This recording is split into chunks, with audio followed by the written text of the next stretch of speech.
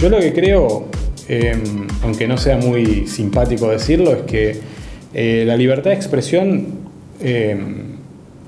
yo estoy viendo, digamos, que hay dos formas o dos usos del concepto de libertad de expresión a propósito del caso Wikileaks. Un uso tiene que ver con un uso funcional y coyuntural, que en América Latina, desafortunadamente, veo que en general muchos principios son supeditados a la coyuntura. Yo soy partidario de otro uso. Para mí la libertad de expresión no se negocia. Cuando digo que no se negocia, es que no se negocia con nadie. Esta es mi posición, digamos.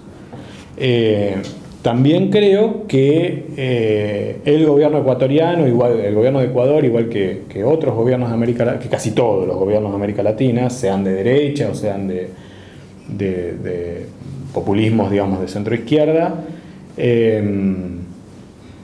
en todos los casos encuentro que una opción radical a favor de la libertad de expresión es incómoda para todos estos gobiernos. Es decir, que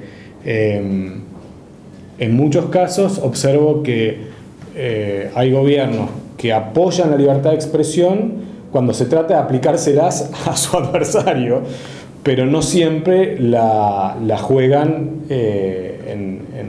a nivel interno, digamos, ¿no? Entonces, ahí creo que efectivamente hay contradicciones y, bueno, mi posición, como digo, cómoda de profesor universitario es en todos los casos optar por adherir al principio de libertad de expresión. De los 250.000 cables que divulgó Wikileaks, 32.000 refieren a América Latina, aproximadamente. Nosotros de esos 32.000 seleccionamos solamente los que hablan de medios y gobiernos, o de empresas de telecomunicaciones, o de redes digitales y gobiernos. Todo el sector de información y comunicación. Y es muy interesante porque, digamos, hicimos un capítulo por cada país de América Latina, y hay países como Chile, por ejemplo, en donde la embajada dice textualmente que el sistema de medios chileno es dinámico y vibrante, y que hay mucha competencia. Entonces nosotros eso obviamente lo contrastamos con el hecho del duopolio en la prensa, con la concentración en televisión y en radio.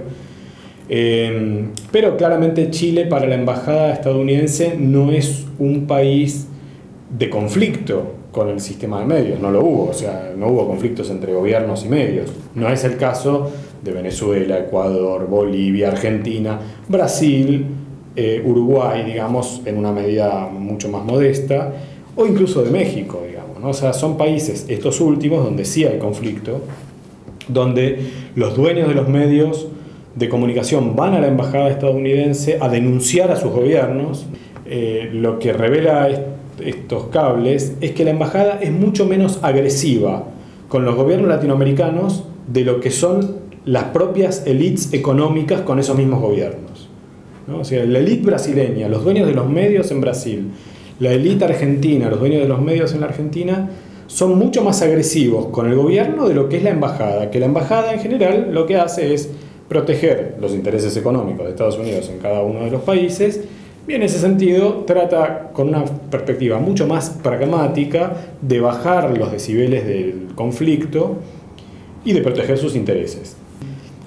En los casos de los países del ALBA, donde la, digamos, hostilidad con la política exterior estadounidense es más clara, como Venezuela, Ecuador o Bolivia, allí la embajada tiene un rol de cuestionamiento de los gobiernos de Chávez, de Correa o de Evo Morales, e incluso en Venezuela de participación en el intento en el golpe de Estado que se le dio a Chávez en abril del año 2002, digamos. La embajada reconoce en los cables. Es una documentación para nosotros de primer orden, leyéndola directamente, no lo que sale en los medios, sino lo que dice la embajada, que todos estos cables están en internet.